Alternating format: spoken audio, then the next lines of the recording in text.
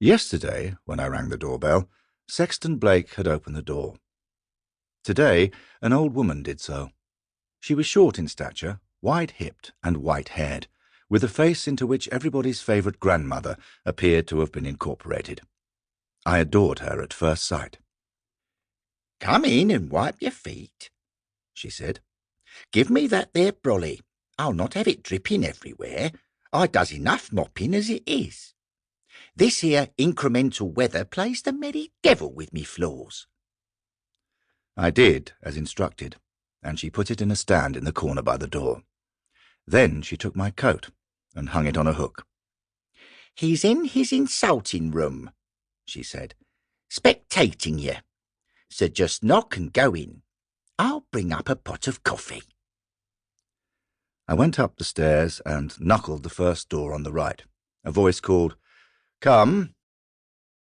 Blake was in his armchair. He was wrapped in a red and threadbare, acid-stained dressing gown, just as described in so many of his stories. There were frayed slippers on his feet. As ever, he was smoking. Today, a briar pipe. I always thought, when reading descriptions of him thus disposed, that either his authors had turned him into a Sherlock Holmes knockoff, or Blake himself was indulging in an affectation. Now I could see how wrong I was in either supposition. There was nothing remotely Holmesian or contrived about him. He radiated a strength, command, and grounded authenticity that I couldn't at all associate with Conan Doyle's famous creation. He flicked a finger toward the seat opposite his own. I crossed to it, put down my briefcase, and sat. "Mrs. Bardell," I said. "I just saw Mrs. Bardell." "Why so surprised?" he drawled. "You know she's my housekeeper." "Yes, but I feel like I'm dreaming. She even... the malapropisms." "Insulting room?" "Yes. I rather suspect that nowadays she does it on purpose." He pointed the stem of his pipe at my briefcase. "What do you have for me today?" I bent, drew a binder from the case, and handed it to him. "Master Crooks." "No doubt you found yourself with rather too many to choose from." I leaned back in the chair and threw up my hands in helpless exasperation. "Way too many, and they all swooped on you at once." True, but I was prepared. I'd been going at it hammer and tongs with the first of them, George Marsden Plummer, since 1908.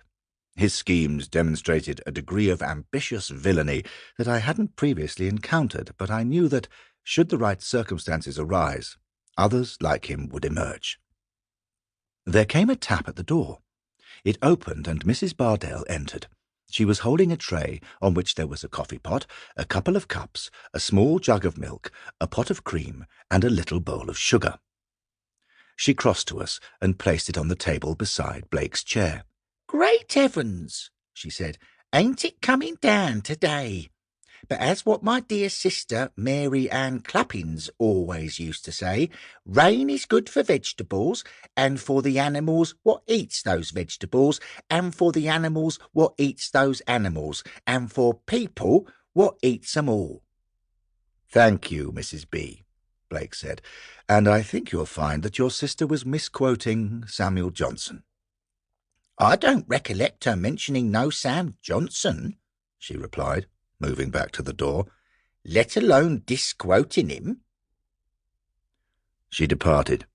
"She's marvellous," I exclaimed. Blake reached for the coffee pot. "How do you like it?" "Dash of milk, no sugar." He poured, passed me a cup, then added 3 spoonfuls of sugar and 1 of cream to his own. Were Sexton Blake like other men, I thought, the master crooks needn't have plotted to kill him. His lifestyle choices would have done the job for them. But of course, Sexton Blake wasn't like other men.